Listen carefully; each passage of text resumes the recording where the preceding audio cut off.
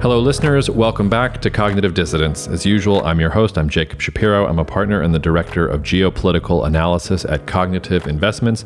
Joining me for our weekly chat on geopolitics and markets is our Chief Investment Officer, Rob Larity. A quick programming note, Rob and I will be taking next week off from our weekly chats due to the Thanksgiving holiday in the United States. I will probably have an episode to slide in as a replacement, but you won't be hearing from me and Rob for 2 weeks from when this episode drops, so just note that. Last but not least, we're up to about 70 reviews on iTunes right now for the podcast. Is iTunes still a thing? Wherever Apple is putting these podcasts. We need 30 more to get to my goal of 100 by the end of the year. So if you have not rated or reviewed the podcast and you're willing to take a few seconds out of your day to do us a solid, that would be amazing. Otherwise, you can find out more information about Cognitive Investments by going to cognitive.investments or emailing me at jacob@cognitive.investments if you want to talk more about what we do, or you have comments on the podcast or anything else that is on your mind. Without further ado, let's get to it. Cheers. See you out there. Cognitive Investments LLC is a registered investment advisor. Advisory services are only offered to clients or prospective clients where Cognitive and its representatives are properly licensed or exempt from licensure. For additional information, please visit our website at www.cognitive.investments. The information provided is for educational and informational purposes only and does not constitute investment advice, and it should not be relied on as such. It should not be considered a solicitation to buy or an offer to sell a security. It does not take into account any investor's particular investment objectives, strategies, tax status, or investment horizon. You should consult your attorney or tax advisor. We're back at it again. Rob, I don't know how it is in Paris. It's freezing here in New Orleans, like actually freezing. I don't say that as a Southerner. I say that as somebody who lived in the Northeast for 5 years. Like, it's actually cold here. I hope it's nicer in Paris. Well, it's raining, but it continues to be very warm, which gets into the whole energy crisis issue. But yes, yeah, you poor Europeans. Are you having to chop down trees in the parks in Paris just to heat your home so that you don't die in the streets? No, there's not much of a sense of crisis right now. Maybe a crisis of being overwhelmed by tourists, but other than that, it's pretty good. Yep, that weak euro is a siren song for American consumers looking to spend their dollars abroad. I wanted to start this week, Rob, with the whole Sam Bankman-Fried SBF FTX debacle. I guess I want to start by asking you, and I'm not afraid to admit this, I had never heard of this dude before last week. And I feel good about not having heard of this dude because apparently he wasn't worth hearing about. Was he on your radar? Was Sam Bankman-Fried on your radar as somebody that was important in the world? Because I didn't know who he was. I knew of him, and I listened to the Tyler Cowen interview with him and didn't find him very impressive. And I asked some friends who are really into crypto what they thought of him, and honestly got like a mixed response. Kind of a meh was the consensus. So on the radar screen, but not some huge figure. Well, as you mentioned before we got on the podcast, because of your past and the skills in your research bucket, you are uniquely qualified to talk about fraud and deceit and terrible people doing terrible things to well-intentioned humans who are just trying to make a buck. Before I set you up to sort of talk about that a little bit, I just want to read a very short section from the FTX bankruptcy filing. John J. Ray III is now the CEO of FTX. He oversaw Enron, among other things. So just listen to these couple sentences from the bankruptcy. It's the most scintillating, riveting bankruptcy filing I've ever read in my entire life. I have over 40 years of legal and restructuring experience. I've been the chief restructuring officer or chief executive officer in several of the largest corporate failures in history. I've supervised situations involving allegations of criminal activity and malfeasance in Enron, supervised situations involving novel financial structures at Enron and Residential Capital, and cross-border asset recovery and maximization at Nortel and overseas shipholding. Never in my career have I seen such a complete failure of corporate controls and such a complete absence of trustworthy financial information as occurred here at FTX. From compromised systems integrity and faulty regulatory oversight abroad to the concentration of control in the hands of a very small group of inexperienced, unsophisticated, and potentially compromised individuals, this situation is unprecedented. dude is coming in hot. Like, that's the fastball. It's like, this It's guy pretty oversaw strong words. Enron and he says it's the worst ever. So I don't know. Where do you want to go with it there? Because I'm like transfixed by this story. Where do I want to go there? Well, everyone this week is going to focus on sort of the scandalous story itself, which we can talk about that if you want. But I don't think we're going to be adding much different on shitting all over this guy and these people. I think maybe what we can add that's a little bit different is just some perspective, right? And just to set the table here as background. So I'm the director of research at Off Wall Street.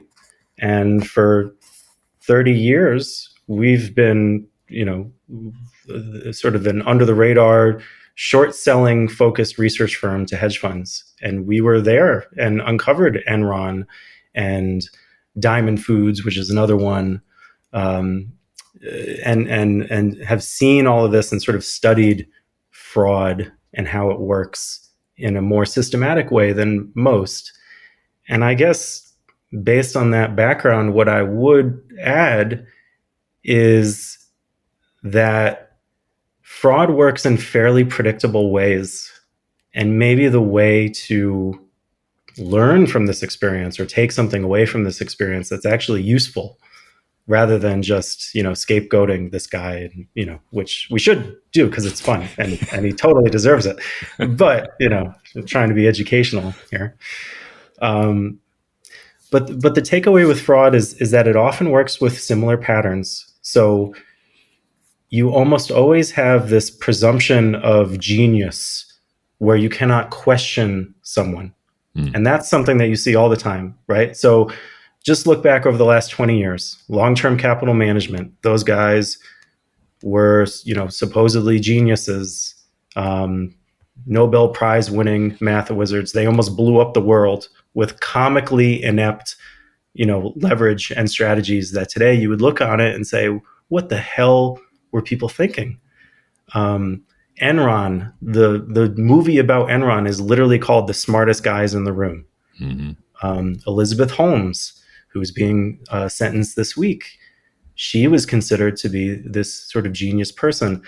And really the issue behind that is that with fraud, there's always some sort of social validation that you cannot question or you should not question. And that's what causes these frauds, which in many cases are just not very sophisticated, to happen. So in the Elizabeth Holmes case, for example, which I really recommend reading, there was a very good book written about it. I'm sorry, Blood is in the title, but I'm forgetting. It came out in the last few years. It's very good. Basically the story of what happened.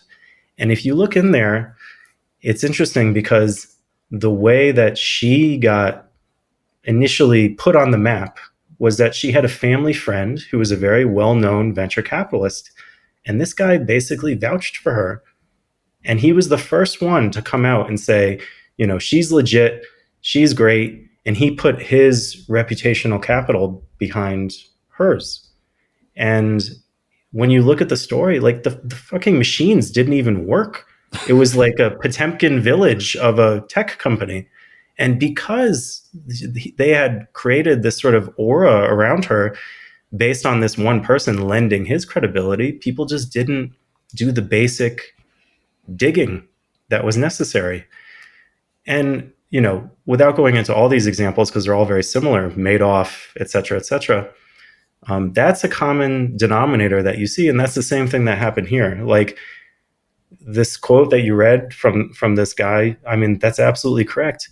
This was, it's so like comical. It's almost banal, this FTX thing. Like it's like you gave the keys to the Goldman Sachs prop desk to a bunch of teenagers, and they of course they blew it up in like a month. And it was just, there was no regulation. They literally just took the money and gave it to, the trading arm of the firm, the accounts that were supposed to be segregated for customers. And I don't mean to make light of it, but it's like, that's not hard. That's not, Lex Luthor,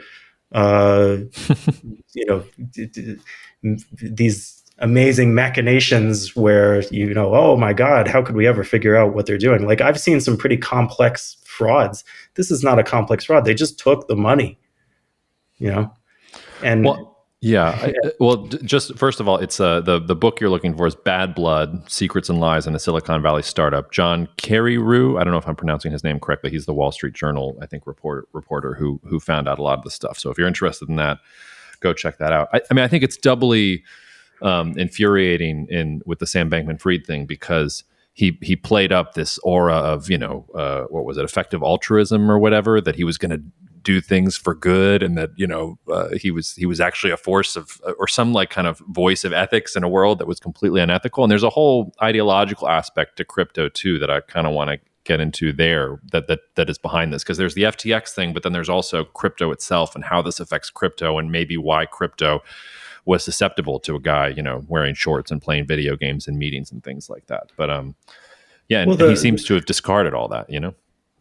Well, I think it's a good point to bring up the effective altruism, the perception that, oh, this guy's a genius. I mean, he in many ways embodied everything about this kind of Gen Z crypto fluent, utilitarianism, just all of these sort of things that a lot of people really like. And that's why he's getting these, really positive stories written about him still in the New York Times and the Washington Post, because for many people, they like that idea. It's sort of, he has this aura about him. And again, it's about these auras that these figures are able to create. Madoff had the same thing. People thought he was a great guy, and they thought he was this brilliant guy, and they didn't question simple things. So I guess, like, getting to crypto and the issue of decentralization and centralization, one of the things that this reinforces is regulation works. It really works. And it works for the reason that it's stupid, monotonous box checking. But the reason why these frauds get perpetuated is because people don't check the box. I mean, it's that simple. It's not a basis of trust. It's not a basis of, we can't question, Bernie Madoff. We can't question Sam Bankman-Fried. That guy's a genius. You need bureaucrats for these cases. Well, yeah, and Bankman-Fried has taken to Twitter. That was another part of the bankruptcy filing that was pretty amazing. You sort of get to the very end of it, and one of the things that John J. Ray has to say at the end of it, hold on, I have to just pull it up here really fast because my computer is slow. Finally and critically, the debtors have made clear to employees and the public that Mr. Bankman-Fried is not employed by the debtors and does not speak for them. He is currently in the Bahamas and continues to make erratic and misleading public statements. Mr. Bankman-Fried, whose connections and financial holdings in the Bahamas remain unclear to me, recently stated to a reporter on Twitter, "Fuck regulators, they make everything worse," and suggested the next step for him was to win a jurisdictional battle versus Delaware. So just kind of dropping the mic there at the end. I'll also just say that I want to get back to this idea of regulation, governments, and things like that. But another thing that it made me think of, there's that quote, that Tolkien quote in Lord of the Rings. It goes something like, I think a servant of the enemy would look fairer and feel fouler. I mean, Enron, Bernie Madoff, Elizabeth Holmes, they look fairer and were actually fouler. Whereas this dude, in some ways, he threw you off the scent because he looked like a joke. Like, you couldn't imagine that this dude was the guy who was seducing people with this idea of genius. But before we get to the governments and crypto and regulatory thing, there's one thing I wanted to pause on for a second, which is this idea of genius, which is an idea I've spent some time thinking about in my past too. And it doesn't just, I think it's been applied now in sort of modern financial context, but it's a fairly modern idea. Like, the idea of the genius is something that springs up around the time of the Enlightenment. And it's this idea that there are just these brilliant people who have revolutionary ideas or incredible abilities just beamed into their heads. One of the very first of these sort of geniuses was Mozart, this 5-year-old kid who was doing incredible things, who was actually a terrible person underneath it all because his family, was parading him around at the age of 4 to go play the piano. If you go and read Mozart's letters, even into his early 30s before he died young, he's like sending fart jokes or something to his relatives because he never developed beyond on that. Anyway, we don't have to go down the Mozart rabbit hole. But there is something about this idea of that we've allowed to get inculcated in society that there are these geniuses who have access to knowledge that isn't there. I mean, Elizabeth Holmes was parroting Steve Jobs, who sort of cultivated that idea of he was the genius who had access to insight that isn't there. We've seen political leaders do this over time to great detriment. The development of charisma in this century, in the previous century, of leaders who are somehow in touch with the zeitgeist. They have access to the real insights, or the real things that are going to unlock potential and things like that. There's something about that idea of genius that I find very dangerous and very off-putting. And there are people who are very smart out there, but I just thought I'd throw that in there because I think it's part of the story that there's something about modern society where we need these figures of genius because we're confused about the world and we want someone to have the power to make sense of it. I think part of it is we're sort of naturally wired to hand over, I don't know if authority is the right word, but to sort of outsource our judgments or our decision-making to figures that are perceived to be geniuses or just operating on a level that's above us, and usually that's sort of a younger figure. I know Madoff is sort of an exception, but oftentimes it's sort of, oh, this person is new. They have ideas that I just don't understand because I'm not in touch with the same forces. Elizabeth Holmes is a good example of that. Like, oh, it's a woman. She has this striking face, these big eyes. She's very striking to look at. She's, has this husky voice. She's almost like otherworldly. Husky. And you describe that as husky. I think of husky as mildly. She sounds like she's like a character in a Frankenstein movie or something. All right, well, one man's husky is another man's whatever. It's pretty husky. It's on the extreme end of husky. Yeah. But there's something sort of innately human about seeing these figures and then sort of trusting them in a way that you should not, and that's getting to not checking the box. What you said though about handing over authority is actually something I've been thinking about a lot, and this gets to the conversation about crypto, because I don't know. I guess it depends what philosophy. I've been thinking a lot about Thomas Hobbes this week in the context of cryptocurrency, and I mean the Hobbesian idea is that the state of nature is that we're not hardwired to give over authority necessarily. The state of nature is nasty and brutish and short, and we all make war on each other and take advantage of each other at every single turn. And the way that we have grown as societies and civilization is to cede some level of our absolute freedom over to governments or, somebody who can make decisions that are for the sort of greater good. So we're not necessarily hardwired to hand over authority, but the reason we have representative democracy, the entire logic behind the social contract, is we give up some aspect of absolute freedom so that somebody can actually enforce the rules that society needs to actually function. And in some ways, I think one of the reasons the Bankman-Fried story is so challenging is because, part of the idea of crypto is that the central banks, it's all politically rigged. Everybody's doing their own thing for the elites and nobody's looking out for the small guy. So we need decentralized finance and we need protocols that just, we program things automatically and the smart contracts move and the things go from point A to point B. And we want everything to be in the individual, this sort of libertarian idea of, perfect autonomy and perfect freedom. And I think the Bankman-Fried thing is an example of, well, in a world of perfect freedom, there are Sam Bankman-Frieds and Elizabeth Holmes and Bernie Madoffs who are lurking around the corner to take advantage of you. Because if you believe in that idea, I guarantee you there will be somebody else who will take advantage of you for believing in that idea. It's very noble, but it all kind of breaks down. The rejoinder to that is, well, Sam Bankman-Fried was running an exchange. Like, crypto has not advanced enough so that you can have decentralized finance. Once you get rid of the exchanges and everybody has their own crypto wallet, we're off exchanges, things are fine. But I think that's another reason this thing has been so jarring for folks in the crypto world, because here was this leader of this almost ideological movement. And it turns out that, actually, to your point, like, regulators are good. The governments may be rigged, but they're rigged also because they do have society's best interests somewhere in their heads as a priority, where that was nowhere in the heads of anybody at FTX, apparently.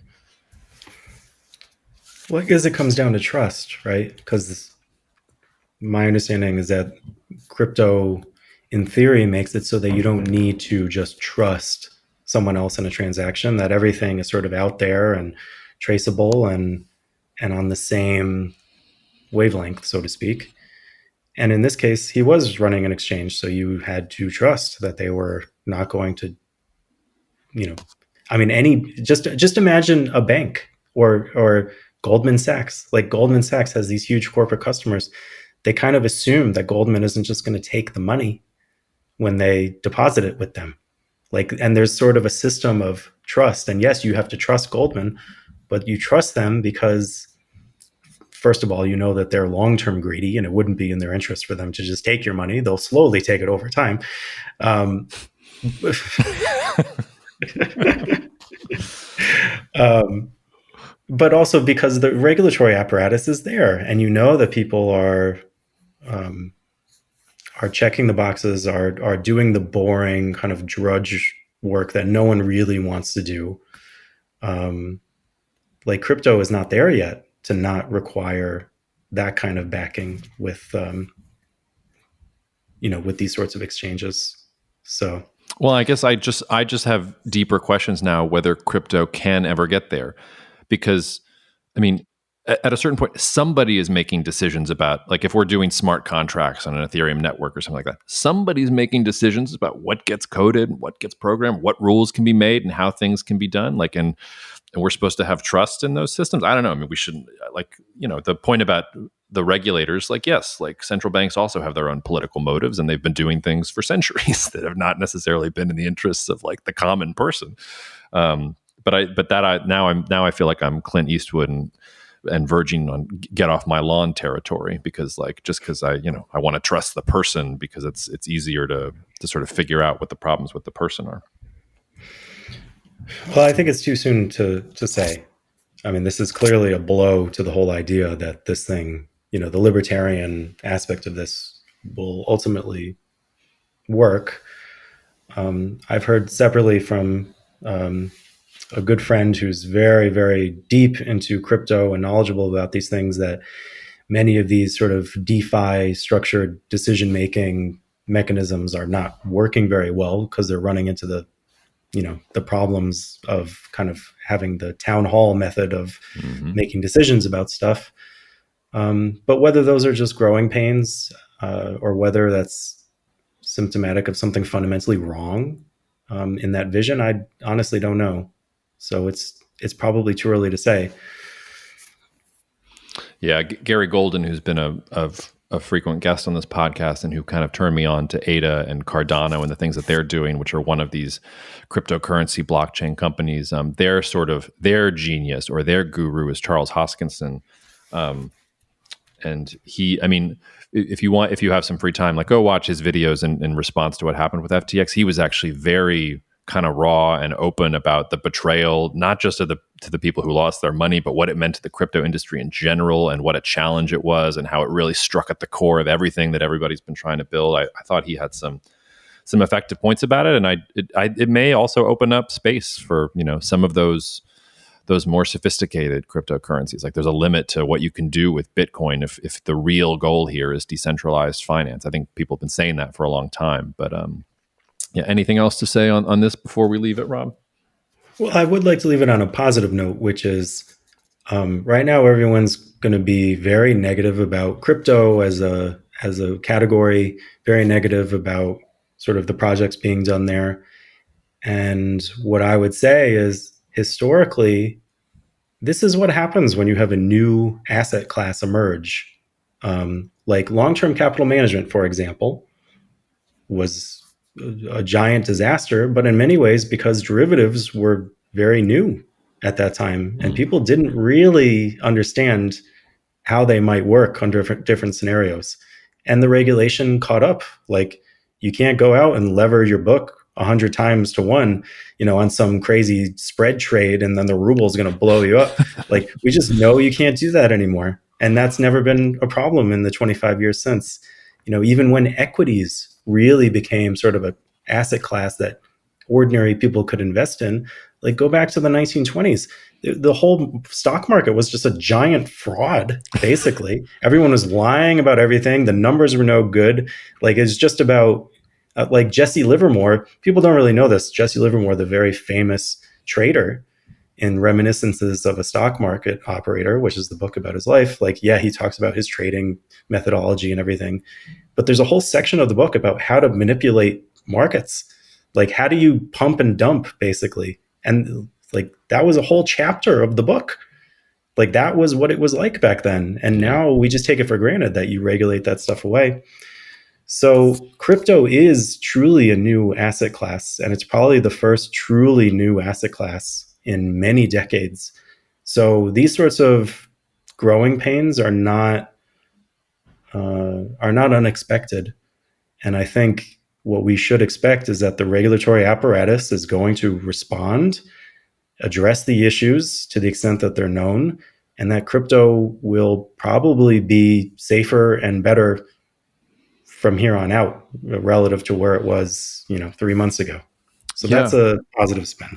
Yeah, I guess the one problem with that, though, not to hijack your silver lining that you're finding in the cloud, is that, I mean, because in some ways, though, I mean, cryptocurrency is anathema to what you're talking about. Like in the 1920s, you have all these companies and robber barons running around and things like that, but they were at least all still part of the system. Like when the system went belly up, like they wanted on some level regulation. It was good for those companies to have regulation because they were part of an economic system and part of the United States. And they felt like, they had some buy-in to the system there. Whereas crypto in its platonic form of decentralized finance doesn't want to be a part of the system, wants to challenge the system, doesn't want regulators in it because it thinks that the coins themselves and the blockchain technology itself can do all this. They want to take the decision making out of the hands of individuals. Like that thing about fuck the regulators, like I think that's actually kind of embedded within the cryptocurrency idea. I don't know how you square that circle. Like one side is going to have to bend a little bit, and I don't see governments bending because this,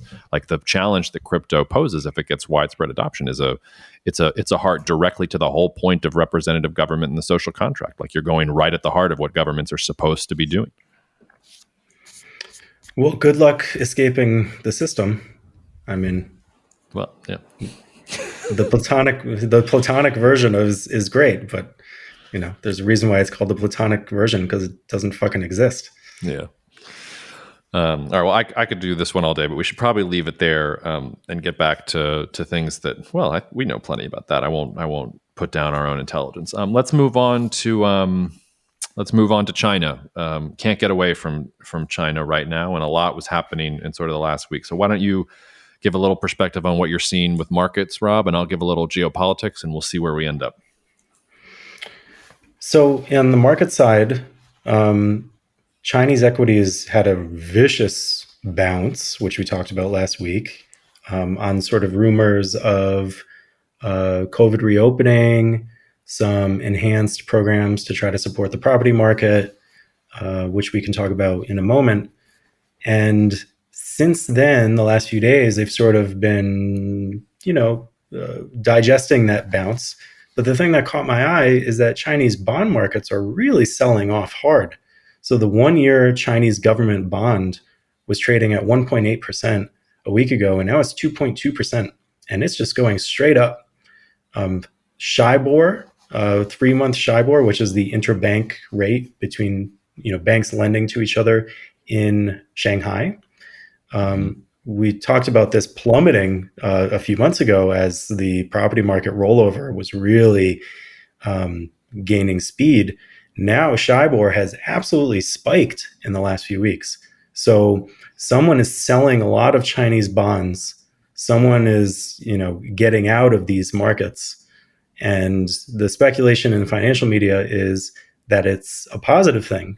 I read on Bloomberg was saying, well, we think that investors are getting out of Chinese bonds and they're getting into Chinese stocks because they're playing this big reopening trade and everyone's excited. I don't know if I believe that, and I don't have the answer to what it is, but it's an unusually sharp move for what appears to be kind of a nothing reflex rally in the stock market in China. Like, I don't see any evidence, and I'll hand it over to you on this because you've been looking at the COVID stuff in great detail. But I don't see any evidence of some major shift in what's going on in China fundamentally. Yeah, so there's a couple ways to skin this cat. The first is on the property bailout. I was always surprised for the last couple of months because anytime China would announce some new measure to try and get the property real estate crisis under control, inevitably the second line to the article would be, and this is not nearly enough to cope with the problem that China faces in terms of its size. And my response to that was always, of course it's not enough. They're trying to not use the bazooka. They're trying to use a scalpel. Like they have everything they need to. They could bail it out tomorrow if they wanted to. Like they could just put out a press release and say the crisis is over. Like they have the reserves to do that. It will create a bigger problem down the road, but they absolutely have the reserves to do it today. So in some sense, the unveiling of more stimulus and easier policies to sort of help the property sector, to me, that's just an admission that what they've been doing so far hasn't worked. And they're not quite at the bazooka yet, but they had to put away the scalpel and maybe take up the machine gun. Like they're going to have to do a little bit more if they want to stabilize the situation there. So that's how I read that. The reopening stuff, I think we talked about this a little last week. I don't know that there's a huge pivot when it comes to reopening from China. Or at least they're not intending to make the pivot. It seems that they've relaxed some of the rules for expats. So they're interested in foreign businesses and investors and things like that having an easier time. But Chinese citizens are still dealing with lockdowns in and of themselves. The thing that I would point out, though, is that China might have this decision made for it. So Vietnam was an example of a country that had very, very harsh COVID-19 controls for a long time, up until last summer. And then I forget which variant it was, but one of the variants was just too contagious for Vietnamese controls, or maybe it was the pressure was building in society and nobody wanted to listen to the Vietnamese Communist Party at some point. Eventually, they got hit with COVID. And they just sort of had to accept, okay, the virus is here, it's endemic, let's get as many vaccines into as many arms as possible, and we're just going to have to deal with this. And Vietnam supply chain shut down for 6 to 8 weeks. I know of companies that were really scrambling for a little bit of time there because basically nobody was working in the factories for 6 to 8 weeks after Vietnam had been this huge success story. I bring that up because China's facing COVID spikes that it's starting to get to the highest it's ever been in China. And you're seeing things in cities like Guangzhou where the government is trying to crack down, but people are revolting against it. They can't get the caseloads under control. The virus is still mutating. It's getting more and more contagious. It's trying to thwart the Chinese at every turn. The Chinese are also just running out of things like tests. Like there are certain labs in different parts of the countries where they're beginning to run out of tests. You can't have a COVID-19 repression strategy if you can't give people tests and figure out what's going on. So there may be something where China is not going to have a choice, where the government wants to have zero COVID as long as possible, but they're facing what the rest of the world has already faced, which is the virus is too smart for you, even if you're the Chinese Communist Party. And in that case, they better get their hands on as much of the Pfizer BioNTech vaccine that German Chancellor Olaf Scholz sort of offered to them a couple weeks ago when he was there. On the geopolitics side, though, in some ways this is not more interesting, but it's more interesting to me because this is the stuff I'm a nerd about. Xi Jinping and Joe Biden met in Bali earlier this week. They talked for 3 hours and they were relatively nice to each other. And based on how bad U.S.-China relations have been for the past couple of months, that was a positive. Apparently, Biden has also told Blinken, his Secretary of State, that he should go to China in January or February and follow up on the meeting. The Chinese and Japanese leaders, I believe, had a meeting just today. So China does, it's subtle, but if you look at Chinese media, even the Global Times, which is usually the sort of wolf warrior, strong rhetoric, there's a little bit of conciliatory tone. It's a subtle shift, but it's there. It doesn't outweigh all the semiconductor restrictions. It doesn't outweigh all of the Taiwan Strait crisis that we had originally. I saw that Kamala Harris is going to the Philippines soon. That will make China pissed off as well. So all the sort of underlying geopolitical things still are trending bad, but the Chinese government seems to have changed its posture a little bit. It's being a little bit more open. It wants to be a little bit more conciliatory is the wrong word. Maybe pragmatic is the right word. Like they're out there engaging on a diplomatic level, even in the, I think you saw this. I don't know if the listener saw this. Xi Jinping and Justin Trudeau, the Canadian Prime Minister, ran into each other at the sidelines of one of these meetings, and somebody got video of Xi Jinping lecturing Justin Trudeau about how it was unacceptable that he had leaked parts of their conversation to the media and things like that. And the media said, "Oh, wow, look at Xi. He's lecturing this Western leader. How bad is that?" I thought it was actually very telling that Xi Jinping was willing to be caught on camera speaking to a Canadian prime minister and saying, hey, like the basic norms of diplomacy are that when we chat behind closed doors, you don't tell anybody what's up. Like that was not sort of beyond the pale. In some ways, that was pretty engaging and pretty open of Xi Jinping to allow that to happen. I guarantee you he knew that cameras were on him when he did that. That's him wanting to be seen as if he's engaging on a diplomatic level. So China does seem to be a little more open this week than it has in months previous. And whether that's Xi feels good because of the party Congress, whether that's because the economic problems are so bad that he feels like he needs to pivot, I don't know. We could speculate all we want, but that is to me the most significant shift we've seen out of China in the recent weeks. Much more significant to me than the quote unquote reopening rumors and the bailout funds and all that other stuff. And do you interpret that as a sign of worry or weakness on their part? Because I don't know what to make of it exactly, because again, just to reiterate, forget about everything else in the world. The most important thing is the Chinese property market. like again, it's like, you ever seen those visualizations of the universe and the true size and scale of the universe, and they show, the earth is like the size of a pin, and then it's like 3 blocks away is where the sun is, and then on the other side of town, like that sort of thing. Like, we can't conceive of things that are this big. The Chinese property market is truly this big. So don't lose sight of it. And the thing that I found striking was, people were seeming to take away bullish conclusions about this latest program that they announced, but it really is just a financing program to finish properties that are already in the pipeline. Yeah. It's a supply side program, and the problem is not the supply side. Building things is not the issue. It's not necessarily just the bottlenecks. It's the demand side and the price expectations. And the longer this goes on, I've been saying this since the summer, every week that we go and we say, hey, what's new? What are we talking about? Every week that this passes and that doesn't get better, I really just worry. Like, this is not what you would expect to see if they have the situation under control. Well, yeah. I mean, like I said, they keep on. I think they could have the situation under control if they wanted, but they would create a bigger problem for themselves further down the treadmill. So I think they're trying to do things a little bit better this time. It's also, I'm glad you used the word supply side. Xi Jinping is definitely a Marxist. He definitely views the world from he was educated as a Marxist. He views the world as a materialist. Like, all those things are true. But when you actually look at most of the reforms that he's tried to pass since he became China's paramount leader, it's all supply side. It's more out of the playbook of a Ronald Reagan or a Margaret Thatcher than it is out of Karl Marx. I guarantee you Lenin is rolling around in his grave having his name attached to what's happening in China under the guise of communism and Marxist Leninism.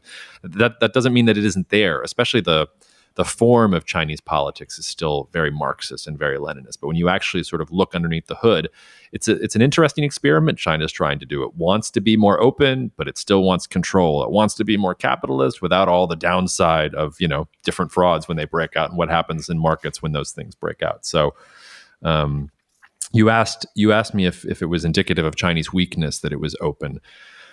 Yes, to me, everything that China does right now is indicative of Chinese weakness. I don't look at China right now and see a particularly strong power. I see a power that is mostly weak, that wants to be strong in the future, but is trying to figure out, how it can get from point A to point B.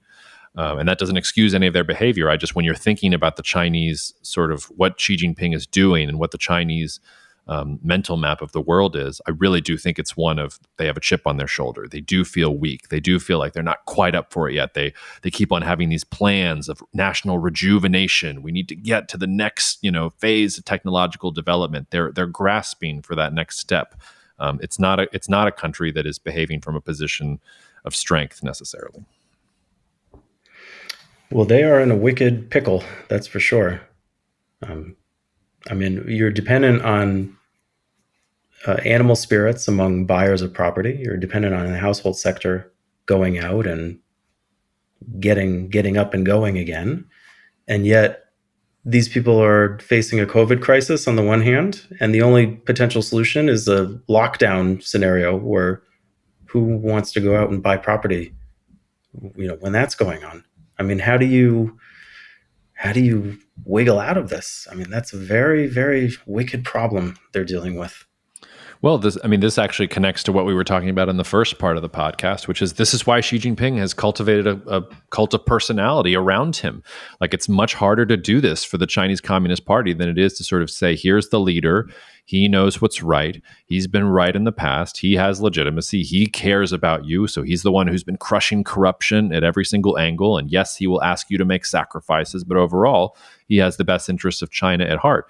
The silver, well, I don't know if it's the silver lining. The one thing that gives me some hope with Xi Jinping is that he comes from a family, and he himself was personally affected by Mao Zedong's, I don't know what you want to call it. I mean, that dude also had a cult of personality, but was, bordering on totalitarian, loved the idea of constant revolution just to get his way, didn't care about what things actually were, just wanted the data that he thought was real. I mean, he was a real... he did a lot of things for China, but he also did a lot of bad things for China. I think of Xi as he feels like he has to go to that part of the playbook. He needs that kind of power, but I don't think he wants to do things the same way that Mao did. He doesn't want the chaos and upheaval that Mao used to keep the system in control. And that's why I say, like, China's a fascinating experiment. If they can make it through this, it's a really, really in real time, interesting way of thinking about how a country can get through one of these, can get through a crisis like this.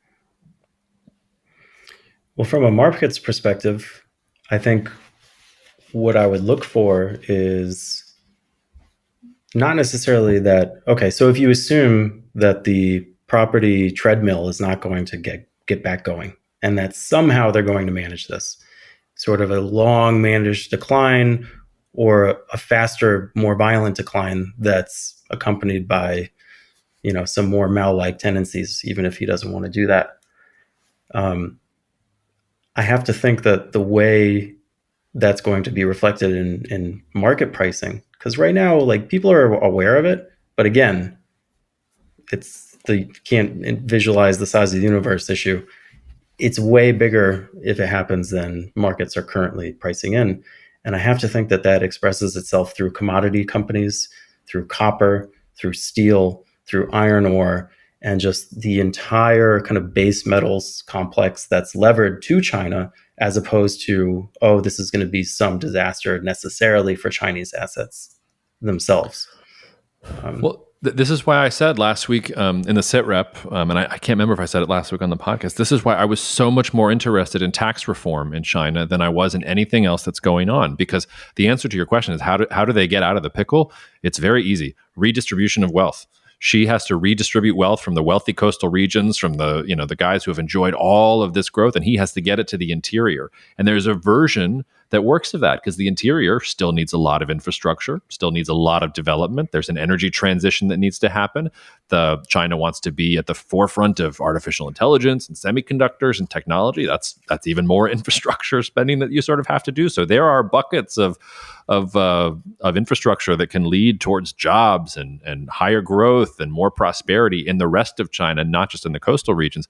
But to do that, like I said, you have to redistribute wealth, and whether it's taxes or whether it's, Mao's red soldiers show up and take what you've got and send it over to the interior. I mean, like, Xi Jinping is trying to find that right balance. And I think it's one of the reasons, one of the stories I saw, I can't remember if it was Bloomberg or maybe it was I can't remember, Straits Times, that very wealthy Chinese magnates, they're looking towards Singapore. The sort of wealthiest Chinese people are trying to get out because they know that their wealth is something that the Chinese government has their eyes on, because they have to redistribute it, and they have to end this inequality where the coast is one of the richest countries in the world and the interior is not. The interior has largely been left behind. Like, they're happy that they make more than $5 a day now, where they used to make more than $1.90 a day. Like that's where the rubber really meets the road for Xi.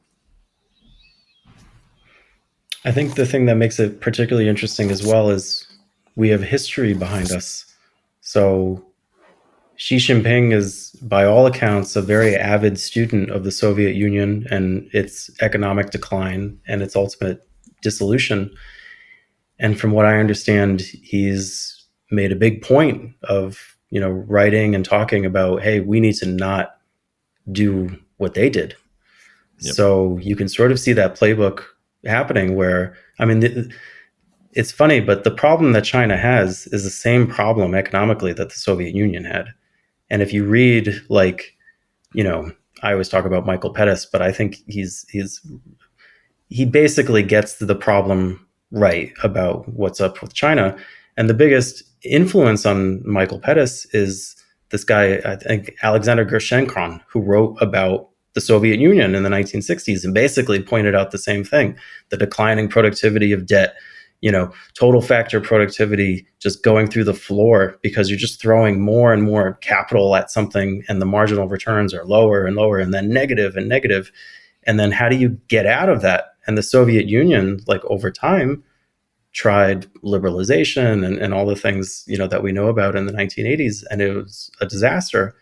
So she knows this. We know she knows this. We know that he knows he's facing the same problem. So how does he, it's like wargaming or something. How do you replay the Second World War if you know that, you're never going to get the oil in Romania if you try to do it, or you know what I mean? But Yeah. No, I mean, yeah. Well, before we leave our listeners, let's talk a little bit about the Fed. I know you've had the Fed and the ECB kind of on your mind this week, Rob. So why don't you lead the way on that conversation?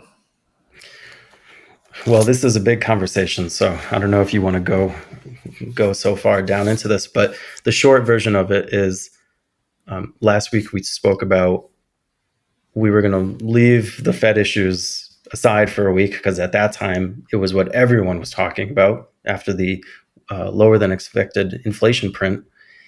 And in many ways, the Fed has kind of done our job for us, because in the interval between then and now, the vast majority of Fed board members have come out and said, basically, hey, don't get ahead of yourselves, and walked it back, walked it back, walked it back in a more hawkish direction, which is very telling. At the same time, we spoke about the ECB last week making some hawkish noises, potentially, under kind of a German influence, and wanting to keep inflation expectations under control around labor wage negotiations and that sort of thing. Well, this week, the ECB has gone in the other direction. And while the Fed has been getting hawkish, hawkish, hawkish, the ECB members have all been coming out and saying, well, hey, let's not get too crazy on the rate hikes because we're heading into what appears to be a recession. Financial instability appears to be elevated. The ECB came out with its financial stability report this week, and my goodness, what a dovish report that was. I mean, I know these reports are designed to point out the risks that the system faces, but they were pretty clear in saying that we probably shouldn't be aggressively raising rates into the current environment. So the backdrop to this is that the euro has ripped, foreign currencies have ripped, interest rates in the US have ripped, in the wake of the inflation print, and yet you're seeing that trend of ECB dovishness, Fed hawkishness, all of these things that have been driving dollar strength and equities getting squeezed, like, reasserting itself.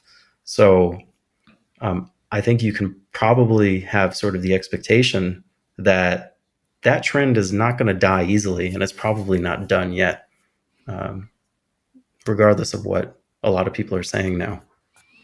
Well, I think that puts you in the like. Have you like? Well, let me start that over. I think that puts you in the position of being a little more bullish on the dollar here in the short term, if I'm reading you right.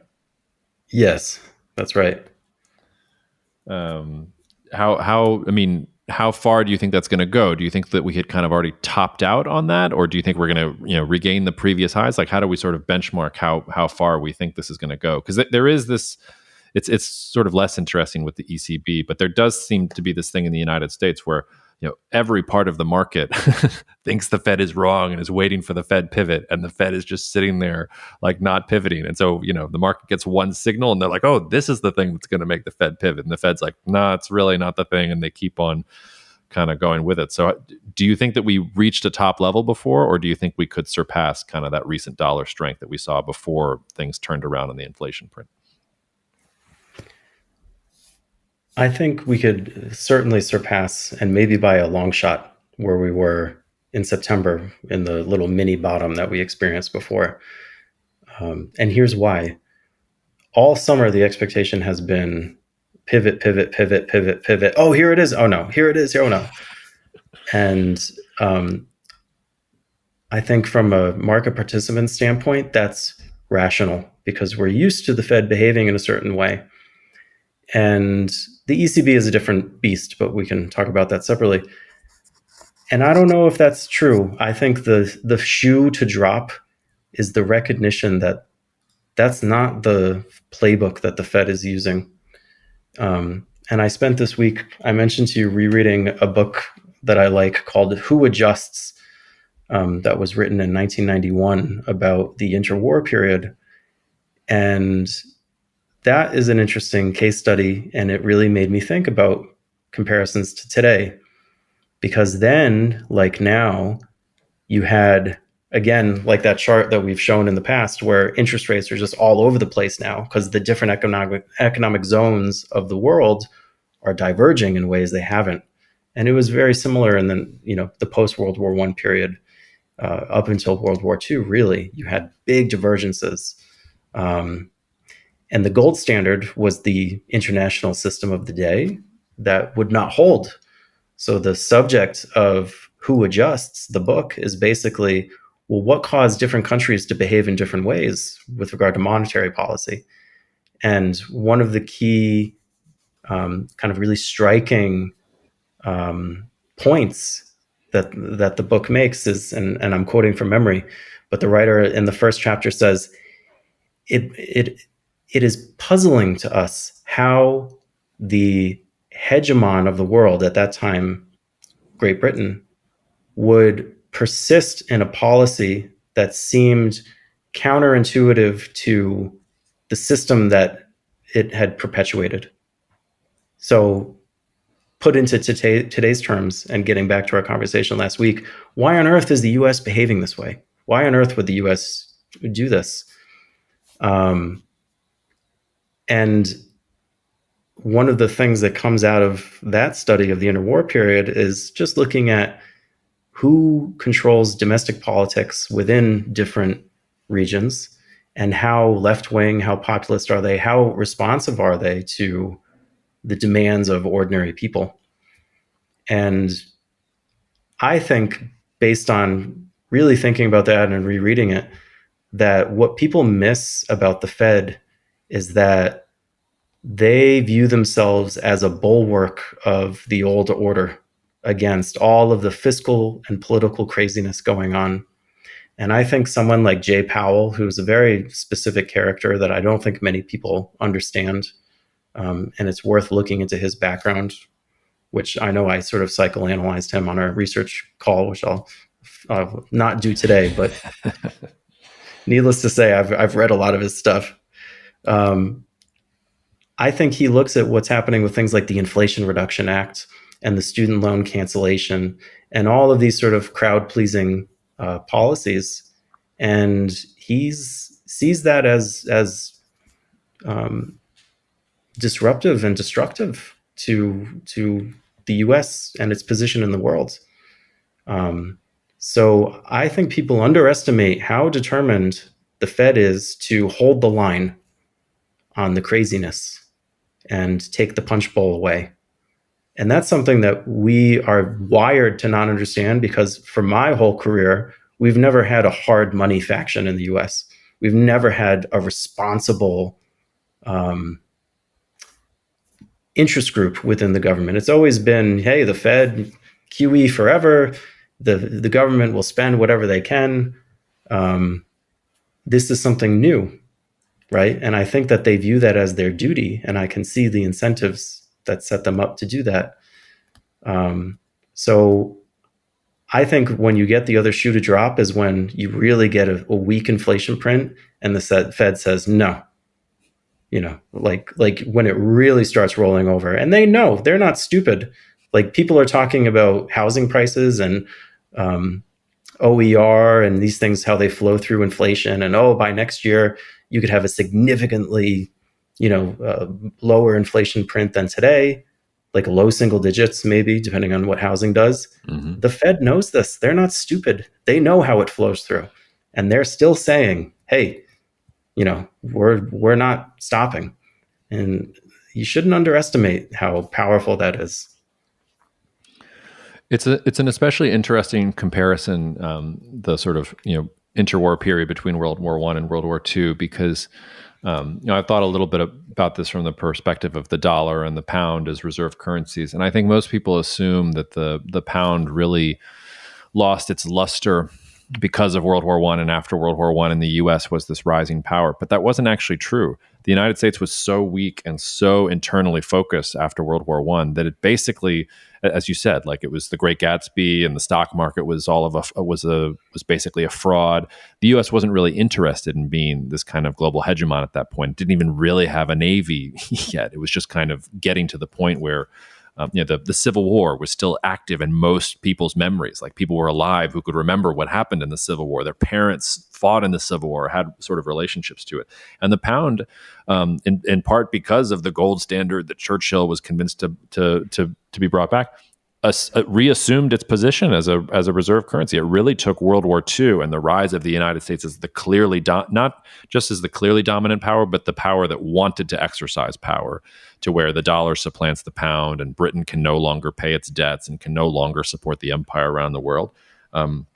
It's sort of a similar thing here. It's very different dynamics, obviously, and there's a limit to what you can do with historical analogies. But to your point, the U.S. has these competing factions, and some think you have to keep the sacredness of the dollar and of the U.S. balance sheet pure so that we can continue to lead in the future, versus the U.S. politicians at home who are trying to figure out how to stay in power. And then the other powers they're up and coming. Well, some of them are up and coming. Some of them, like Russia, are on the way out. But again, this goes back to the conversation about China. China's weak. China's not interested right now in having the yuan be the global reserve currency. That wouldn't necessarily be good for them or for the things that they're trying to accomplish in their economy right now. So you have the U.S. sort of holding on to its position and has all these, reflexive, instinctual, I don't know what the right word is there, things that the United States is doing. And that can probably last for a while. But to your point, like at some point, it probably has to give. It'll be interesting to see what happens when the data rolls, if you're right, and the Fed does kind of hold the line, and what kind of political pressure they come under, and whether the Fed is up to standing up to the political pressure, or whether they will eventually bend. I mean, they also, the other part I think that people have trouble with understanding this Fed is that they stuck to the transitory narrative for so long. So it seemed like they were really stuck in the mud about one thing, and that, in retrospect, people view as a mistake. So are they going to learn from sticking to their guns for too long and actually pivot when the data tells them not to? It sounds to me like you're saying, no, don't expect to teach an old dog new tricks. They stuck to that narrative because they thought it was what was best, and they will stick to this narrative as long as they think that it's what's best, and they will think that longer than the rest of the market will. Well, the British mental model is the one that I'm working with right now, for sure. And I think that's a good point that you bring that up. And even the comparison between China and the US, which is not nearly as far-fetched as some listeners may think, because just like China was in the mid-2000s, with its enormous current account surplus, its exports leveraged to the whole world, its capital exports, getting plowed into US Treasury bonds, as we all know, the US played the exact same role in the 1920s. It was the rising export power. It had capital surpluses just gushing out the seams that it was investing into German bonds and English bonds. And England was playing the role of the US today, which is the uncertain hegemon, and internal factions determined to sort of hold the line against things that are going wrong. And it didn't go well for England. And I mentioned this sort of jokingly a few conversations ago, but like I view France as in the 1920s as sort of like the EU today, which is, what do we associate with France in the 1920s? It's Hemingway and Scott Fitzgerald and all of these figures and parties and, the go-go years, and the French economy was booming and the currency was tanking, right? how much do you remember about England in the 1920s? Like, can you name one really famous thing or figure in England in the 1920s? Well, I mean, I can because John Maynard Keynes was sitting there screaming bloody murder the whole time, but nobody was listening to him. Well, yeah, you can because you're a nerd. Yeah. But in the popular culture, like England is a blank because no one went there because the currency was way too strong because the economy was in constant deflation and slow growth because they were clamping on the brakes from a monetary perspective because they were trying to defend that old order. And it didn't end well for them. And up until 1939, France ended up doing much, much better with sort of the approach that they took.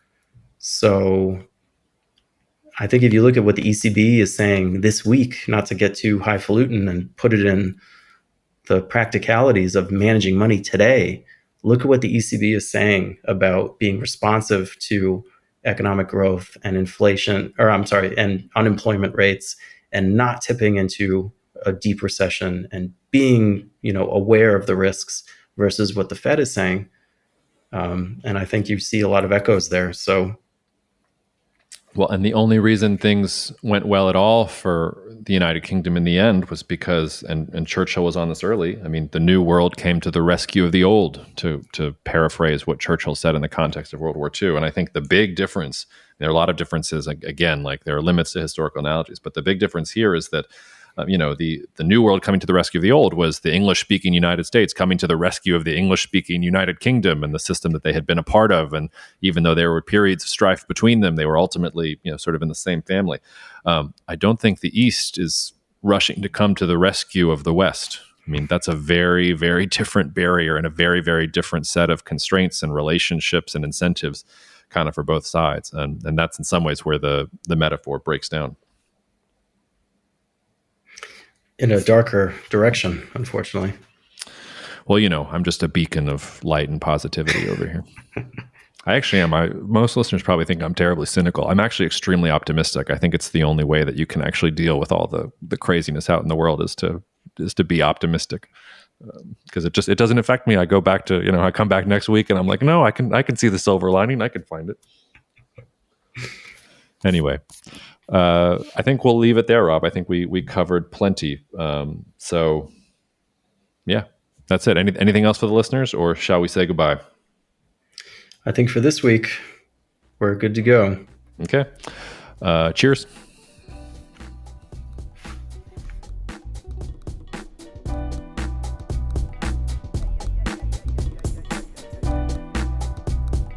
Thank you so much for listening to the Cognitive Dissidence podcast, brought to you by Cognitive Investments.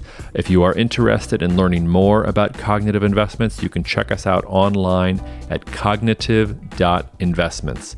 That's cognitive.investments. You can also write to me directly if you want at jacob@cognitive.investments. Cheers, and we'll see you out there. The views expressed in this commentary are subject to change based on market and other conditions. This podcast may contain certain statements that may be deemed forward-looking statements. Please note that any such statements are not guarantees of any future performance, and actual results or developments may differ materially from those projected. Any projections, market outlooks, or estimates are based upon certain assumptions and should not be construed as indicative of actual events that will occur.